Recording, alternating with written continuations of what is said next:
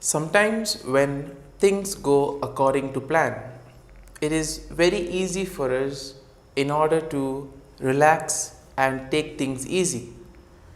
And sometimes, because of this attitude, we see that we can be caught napping. If we take things too lightly just because everything is going on well, if we are not alert and vigilant, we see that we could be taken by surprise. And that is why Jesus emphasizes the need to be alert, the need to be vigilant, and most importantly, the need to read the signs of the times. In today's gospel, he says that if a master of the house knew when the thief was coming, do you think that he would allow the thief to break in and steal his goods? No, he would be alert.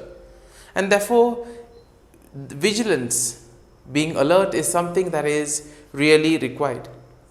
Apart from that, the readings of today will also speak about the aspect of faithfulness.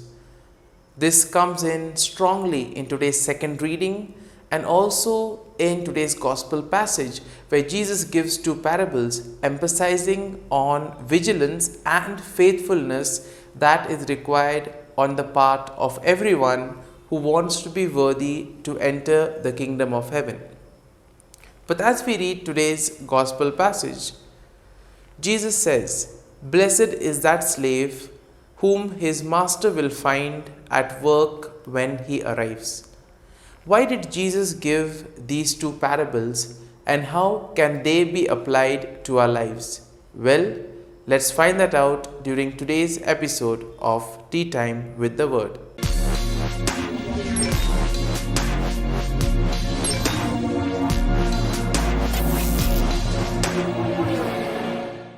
But before we can begin our reflection, let us take a look at the readings for the 19th Sunday in Ordinary Time. Today's first reading is from the Book of Wisdom, chapter 18, verses 6 to 9. The second reading is from the letter to the Hebrews, chapter 11, verses 1 to 2 and 8 to 19. And the Gospel is from the Gospel of Luke, chapter 12, verses 32 to 48. Now we see that readiness in following Christ and his values demands one's clear and inner disposition of the heart. In other words, it requires us to be fully committed and dedicated. We ought to know what we are doing and why we are doing it.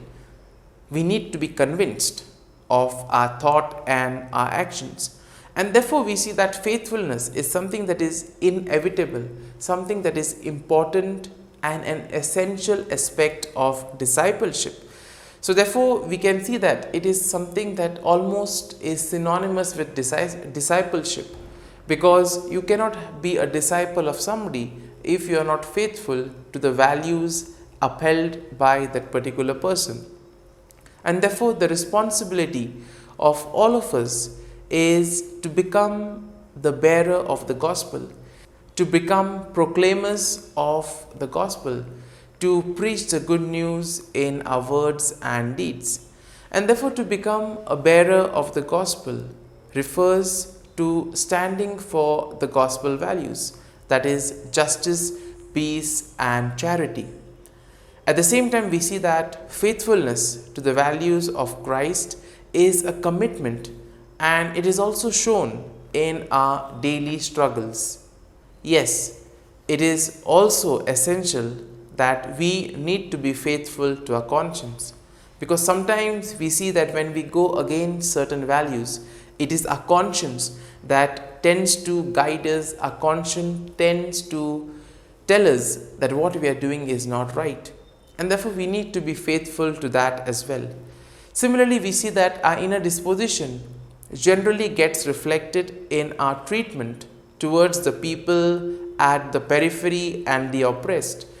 Whatever is happening within us is manifested through our thoughts and through our actions.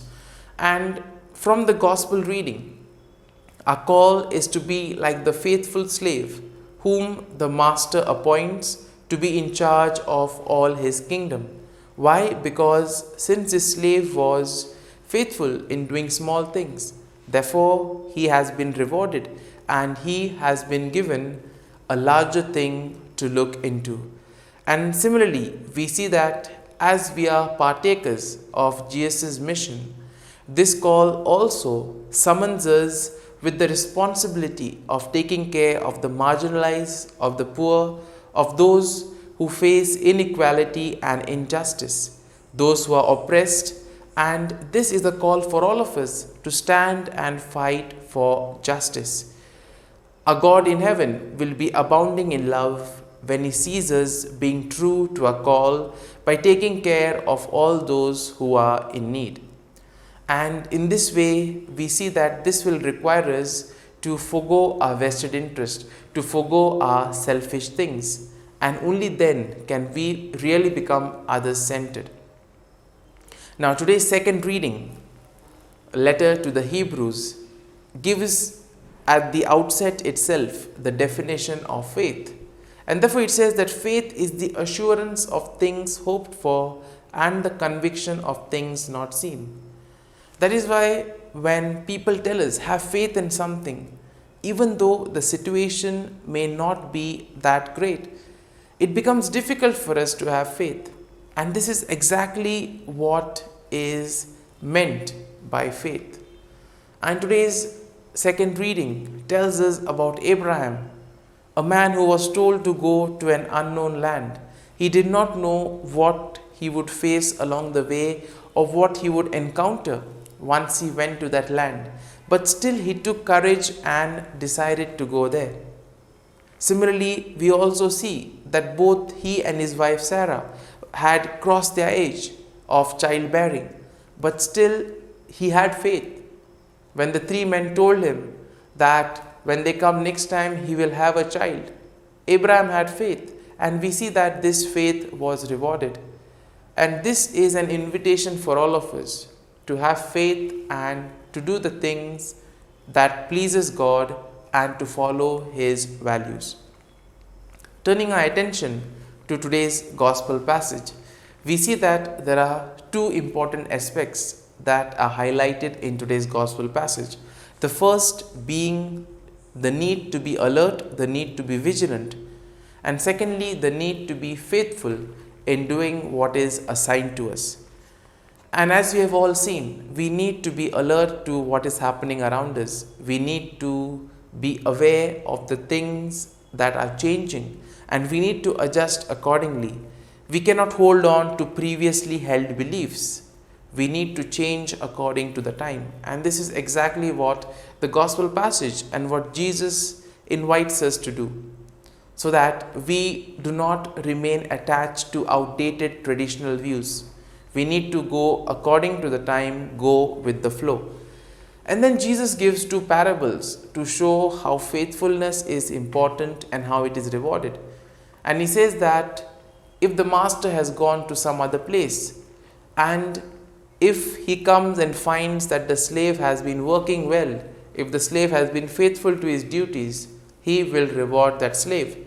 But on the other hand, if the slave has not done his duties, if he has misused his powers by mistreating the others, he will be punished severely. And then there is a small catch also. If he has done it purposely, the punishment would be severe. But if it is done out of ignorance, then the punishment will be less severe. And we see that in today's world also.